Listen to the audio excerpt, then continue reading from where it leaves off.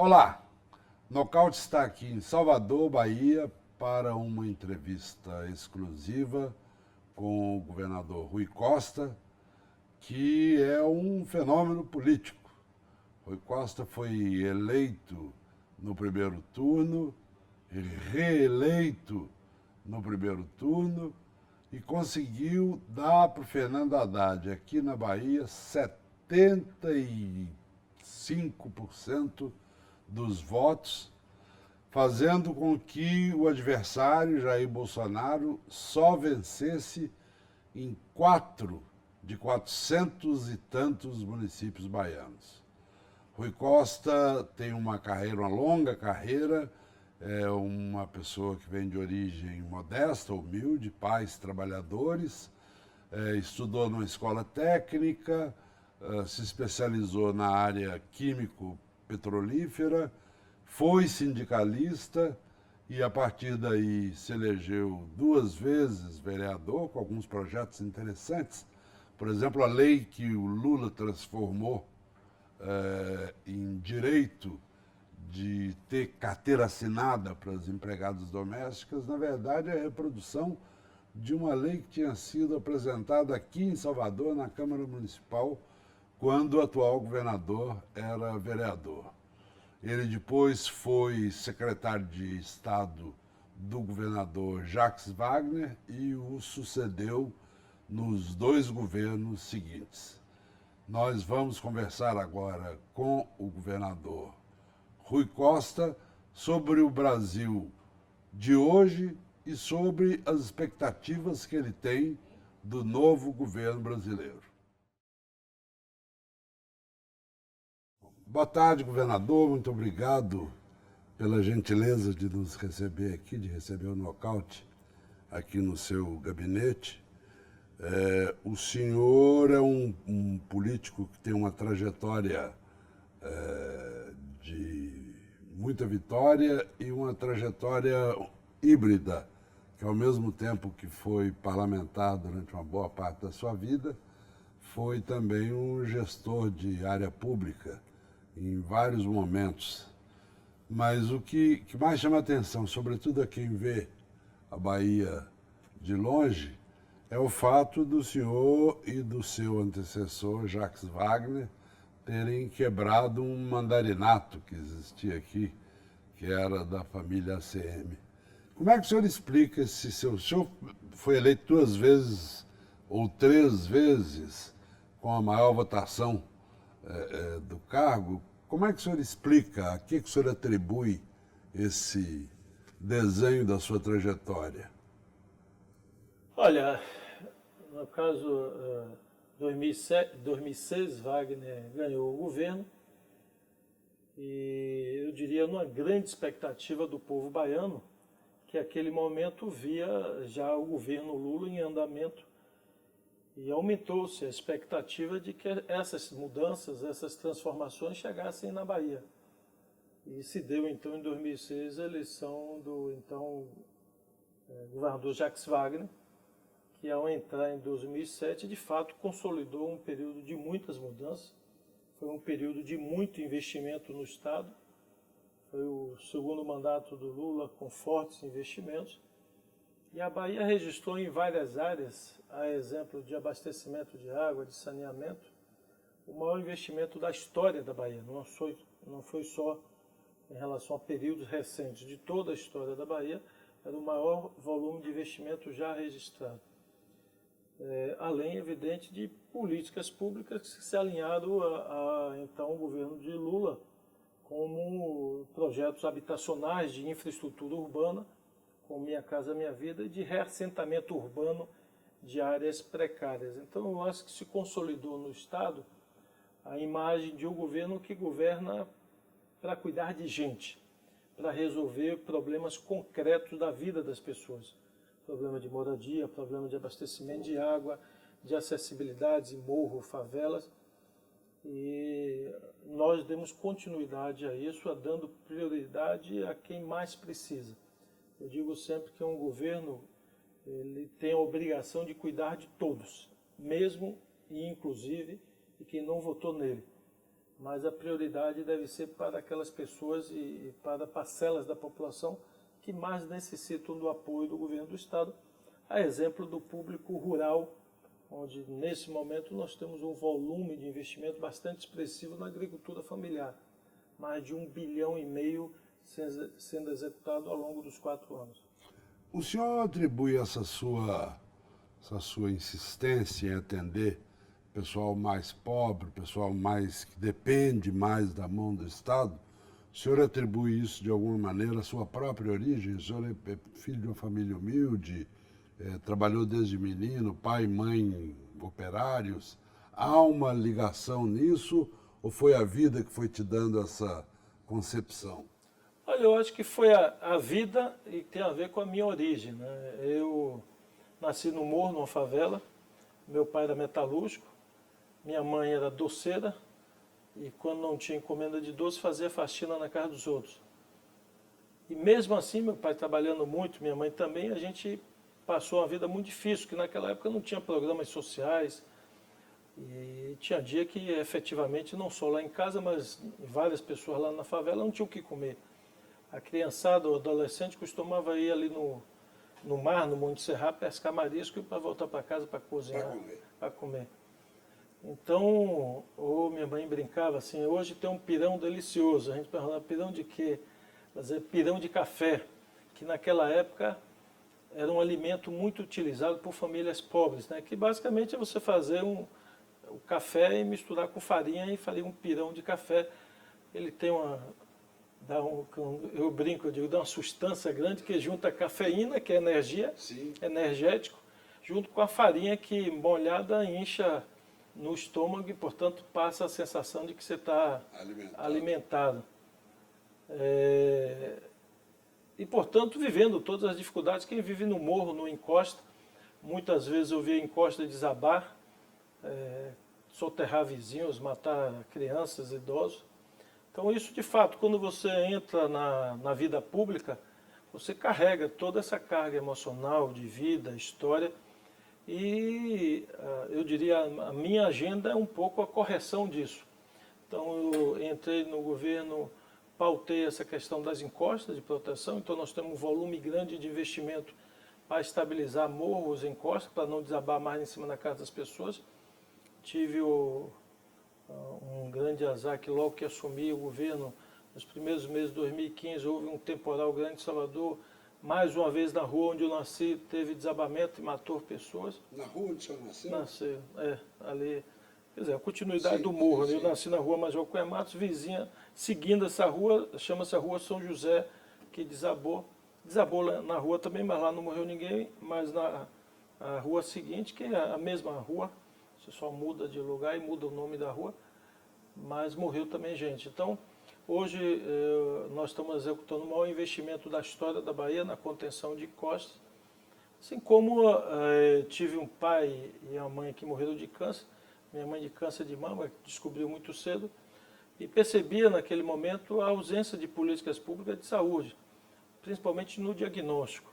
Então eu fui buscar onde tinha alguma referência positiva de diagnóstico, vi um exemplo no Ceará, que é das policlínicas, e nós trouxemos, e até o junho desse ano nós estamos com 19 funcionando no estado. Cada uma delas um investimento de 22 milhões. Ou seja, é exame para quem nunca teve a oportunidade de fazer exame, espalhados no estado, com ressonância, tomografia, diagnóstico precoce de câncer de mama. Nós conseguimos botar a Bahia no primeiro lugar no Brasil, entre os estados brasileiros, em melhor política de diagnóstico precoce do câncer de mama.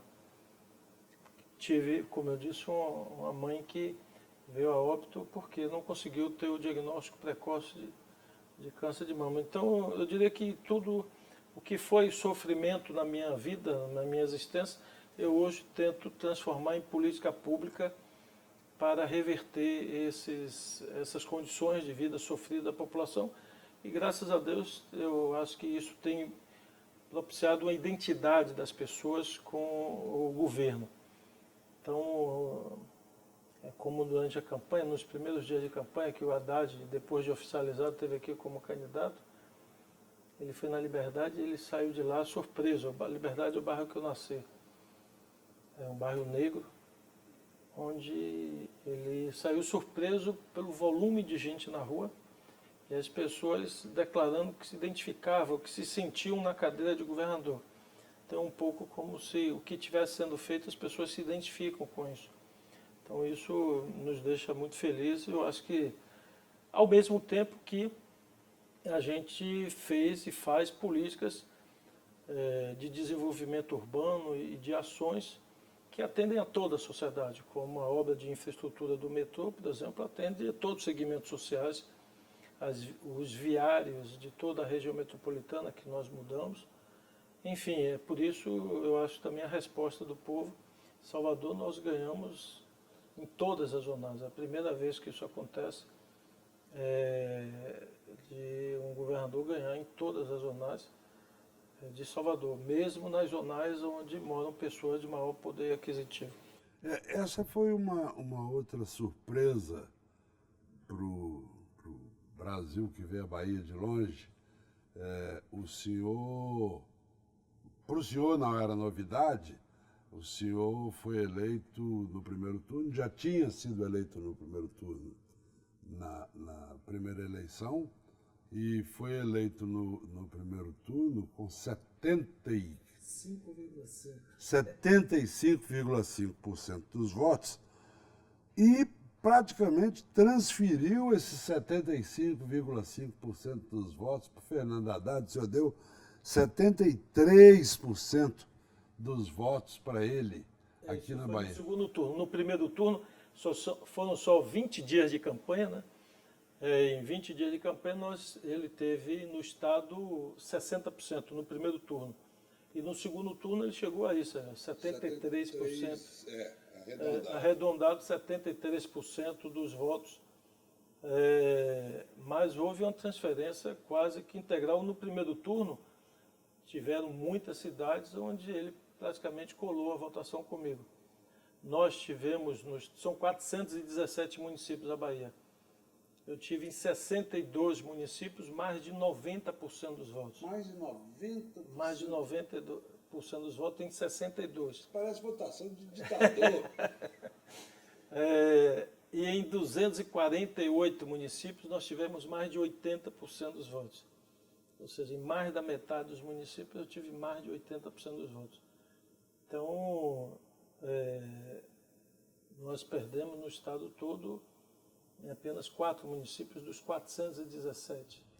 Pois é, mas às vezes o bem carrega no seu ventre o mal. O candidato Jair Bolsonaro, que venceu só em 4 municípios de 417, a primeira declaração que ele fez depois de eleito foi dirigida aos governadores do Nordeste, que ele disse expressamente o seguinte: espero que eles não venham pedir nada para mim, porque eu não sou o presidente deles. O presidente deles está em Curitiba. O senhor está preparado, o senhor que conviveu com praticamente 2 governos do seu partido e com tudo que isso significa de proximidade, o senhor está preparado para tempestades nos próximos 4 anos? Eu diria que eu já, na verdade, eu governei o primeiro mandato dos 4 anos numa grande tempestade. Mesmo no primeiro ano, que ainda estava Dilma, mas foi aquele fogo cerrado do processo de impeachment. Então, praticamente, não tinha um governo sendo exercitado, existia um processo político, institucional de retirada da presidenta, o que tornava o ato de governar federal complicado. Então, desde aquele primeiro momento, nós já estávamos numa grande tempestade. E com a saída de Dilma, isso se agravou. E, graças a Deus, nós chegamos aqui com 75% dos votos. Pois é, como é que o senhor explica, tendo convivido meio governo federal com o Michel Temer, e ainda assim, ainda sendo assediado, no mau sentido da palavra, por Brasília, o senhor conseguiu uma votação como essa, e não só conseguir para si, mas transferir para um candidato que não era baiano, que não tinha fama como tinha o Lula. A que o senhor atribui isso? Olha, eu diria que uma relação mais próxima, mais direta, mais sincera, mais verdadeira. Ao longo de 4 anos eu visitei, estou chegando agora a 500 municípios. Agora nos próximos dias chego a 500 viagens feitas ao interior. 500 municípios não, 500 viagens. Porque em alguns eu fui mais de uma vez.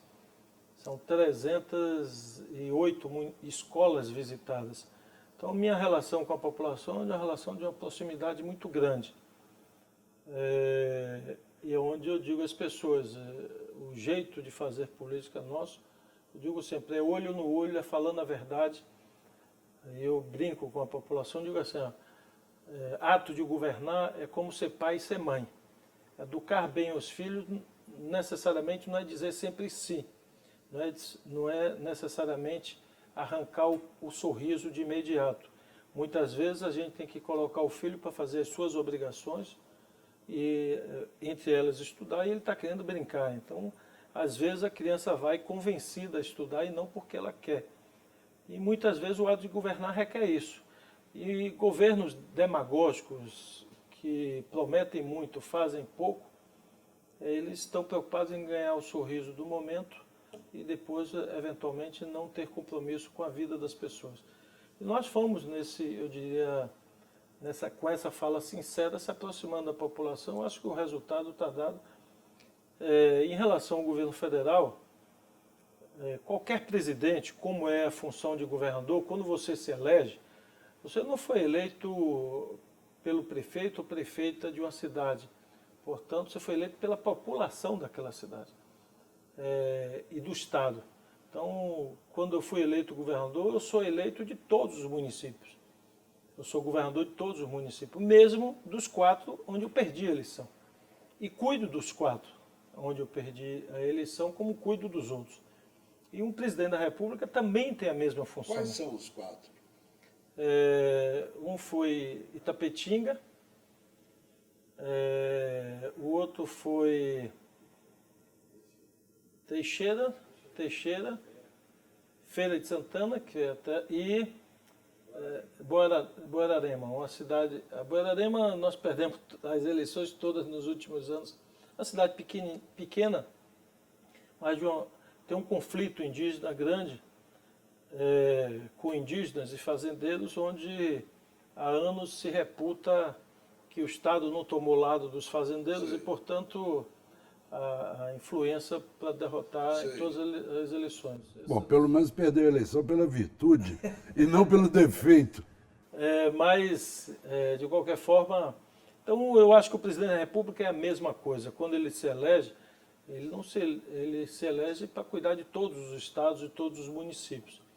E nós, governadores do Nordeste, já pautamos um pedido de agenda com o presidente do Brasil para que ele possa receber, até para economizar tempo em sua agenda, os 9 governadores e que possamos tratar com ele assuntos específicos da região Nordeste.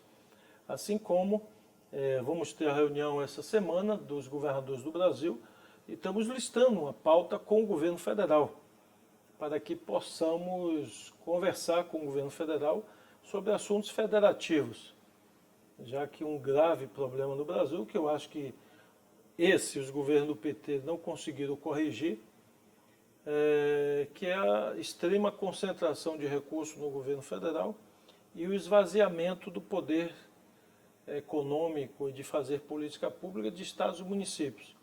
Então, se você analisa ao longo dos 20 anos, incluindo aí governos do PSDB e do PT, houve uma descentralização dos serviços públicos para estados e municípios e houve uma concentração da arrecadação na mão do governo federal, especialmente quando se transformou parte dos impostos em contribuição.